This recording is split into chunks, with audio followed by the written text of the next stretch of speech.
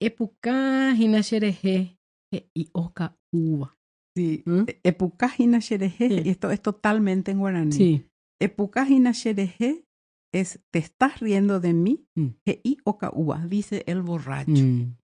Pero este es un borrachito pasivo, Mm. Ara. Es un borrachito Da simpático. simpático, porque da de distintas maneras. Está Sí. el ka'u poshú, ka'u tien, en fin, distintos tipos de ka'u. Está el que quiere dormir, Un el que quiere llorar, melancólico. el melancólico, Sí. el que se vuelve malo, argel, Mm. y en fin, el que quiere bailar, Mm. el que quiere Uyeroku. no billar. Bueno, o sea, existen distintos tipos de borrachitos, ¿no? Sí. Entonces, lo que este dice es, te estás riendo de mí. Mm. Generalmente son susceptibles Mm.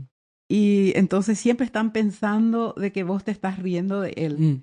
Pero realmente muchas veces cuando son simpáticos te causan gracia a mí. Y realmente la gente se ríe, pero no se ríe de la persona, sino que de lo que dice. de la situación, Exacto. ¿verdad? No con maldad, sino Sí. porque al final resulta gracioso, Mm. ¿no?